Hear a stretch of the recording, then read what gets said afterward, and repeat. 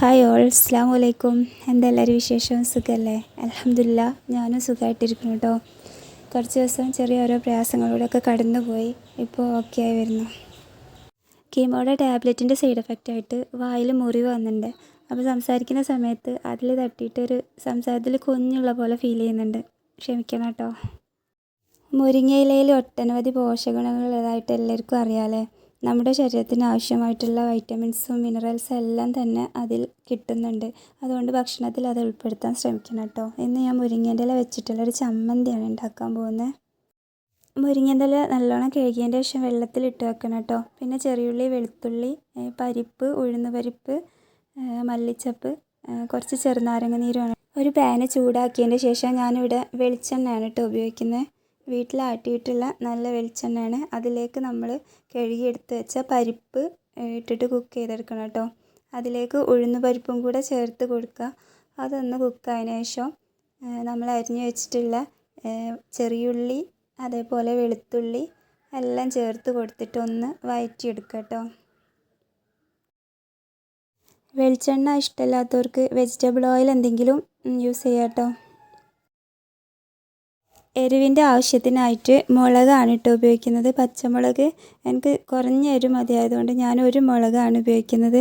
നിങ്ങൾക്ക് വേണമെങ്കിൽ ഉണക്കമുളകും ഉപയോഗിക്കാം കേട്ടോ. ഉണക്കമുളക് ഇടുമ്പോൾ ഒന്നുകൂടെ ടേസ്റ്റ് കൂടും. ട്രീറ്റ്മെൻറ്റ് സമയത്ത് ഭക്ഷണം കഴിക്കാൻ നമുക്ക് പ്രയാസമായിരിക്കും. അപ്പോൾ നമ്മുടെ ടേസ്റ്റിനനുസരിച്ച് ഓരോ സമയത്തും മാറ്റി മാറ്റി ഉണ്ടാക്കി നോക്കണം കേട്ടോ. അതെല്ലാം ഒന്ന് കുക്കായതിൻ്റെ ശേഷം കഴുകി മാറ്റി വെച്ചിരിക്കുന്ന മുരിങ്ങേൻ്റെ ഇലല്ലേ, അതുകൂടെ ഒന്ന് അതിൽ ആഡ് ചെയ്ത് കൊടുക്കണേ. മുരിങ്ങേൻ്റെ ഇല ഇട്ടതിൻ്റെ ശേഷം കുറഞ്ഞ തീയിലൊന്ന് കുക്ക് ചെയ്തെടുത്താൽ മതി.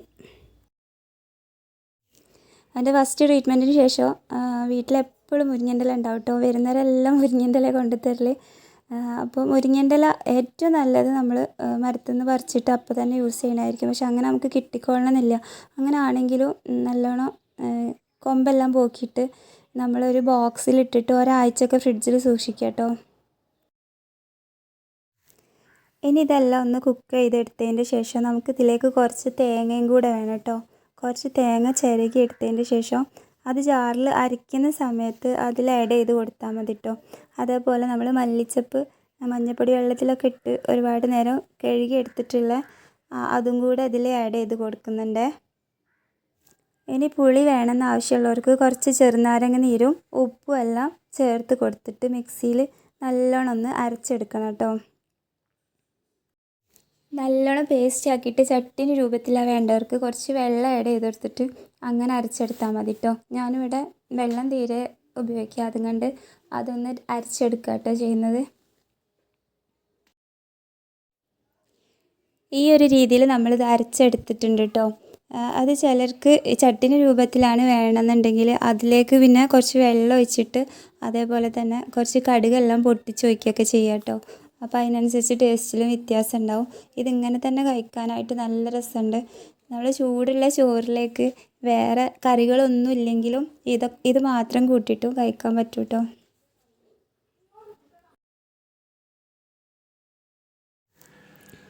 ശേഷം നമ്മൾ അതെല്ലാം കൂട്ടിയിട്ട് ഭക്ഷണമെല്ലാം കഴിച്ചു കേട്ടോ. എന്നിട്ട് എനിക്ക് ബ്ലഡ് ചെക്ക് ചെയ്യാണ്ടായിരുന്നു കേട്ടോ. പെരുമണ്ണ ഞങ്ങളുടെ നാട്ടിൽ തന്നെ ലാബിൽ നിന്നാണ് ചെക്ക് ചെയ്യണത്.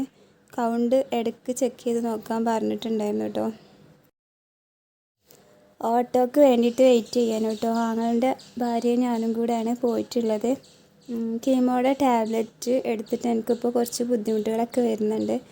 തുടക്കത്തിൽ ഒരു പ്രശ്നം ഉണ്ടായിരുന്നില്ല കേട്ടോ. ഇപ്പോൾ കുറച്ചായിട്ട് ഒരു 2 മാസത്തോളമായിട്ട് പിന്നെ കൈയും കാലെല്ലാം നല്ല കറുപ്പ് കളറായിട്ടുണ്ടായിരുന്നു. പിന്നീട് അത് ഡ്രൈ ആയിട്ട് വിരലിൻ്റെ ഇടയിലൊക്കെ ഇങ്ങനെ പൊട്ടാൻ തുടങ്ങി. അതേപോലെ തന്നെ നല്ല ചൊറിച്ചിലും വരുന്നുണ്ട്. ചൊറിഞ്ഞിട്ട് ഇങ്ങനെ ബ്ലഡ് പൊടിയുന്ന പോലെയെല്ലാം വരുന്നുണ്ട്. അതൊന്നും കുഴപ്പമില്ലാതെ അങ്ങനെ മുന്നോട്ട് പോവേനെ. അതൊക്കെ അതിൻ്റെ ഭാഗമാണെന്നുള്ള അറിയാം. പക്ഷെ എന്നാലും അൽഹംദുലില്ലാ കുഴപ്പമില്ലല്ലോ എന്ന് വിചാരിച്ച് അങ്ങനെ പോകുമ്പോൾ ഇപ്പോൾ ഒരു 4 ദിവസം മുന്നേ പെട്ടെന്ന് എണീറ്റ സമയത്ത് കൈയും കാലെല്ലാം മരവിച്ച് കിടക്കുന്നുണ്ടേനെ. അപ്പോൾ എന്നിട്ട് തൊട്ടിട്ട് അറിയാത്ത പോലത്തെ ഒരവസ്ഥ. അപ്പോൾ കുറേ മസാജെല്ലാം ചെയ്ത് നോക്കി, പക്ഷെ ഒട്ടും മാറ്റില്ല. കാല് നിലത്ത് വെക്കുമ്പോൾ പോലും അറിയുന്നില്ല എന്ന് തോന്നി. അങ്ങനെ പിന്നെ വേഗം ഹോസ്പിറ്റലിൽ പോയി ഡോക്ടറോട് കാര്യങ്ങളെല്ലാം പറഞ്ഞ്.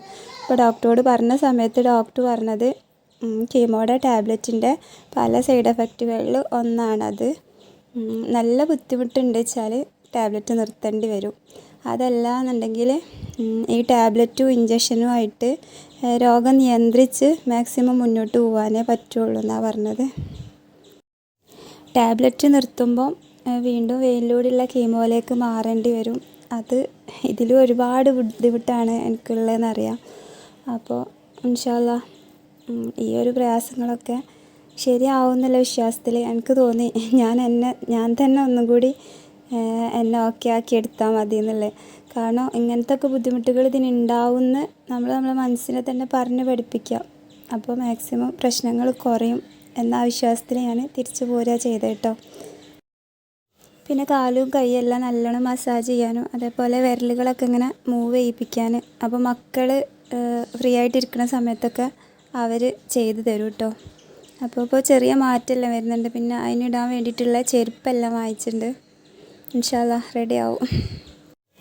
പിന്നെ ബ്ലഡെല്ലാം കൊടുത്തിട്ട് തിരിച്ച് വരുന്ന വഴി നമ്മൾ പച്ചക്കറി തൈകൾ വാങ്ങാൻ വേണ്ടിയിട്ട് അവിടെ അടുത്തുള്ള നഴ്സറിയിൽ കയറി കേട്ടോ. അവിടെ ഒരുപാട് പച്ചക്കറി തൈകളുണ്ട് കേട്ടോ. അപ്പോൾ നമുക്ക് അധികം പടരാത്ത ടൈപ്പുള്ള തൈകളുണ്ടല്ലോ, തക്കാളി തൈ, അതേപോലെ വെണ്ട, വഴുതിന, അങ്ങനത്തെ കുറച്ച് തൈകളെല്ലാം വാങ്ങിയിട്ടോ.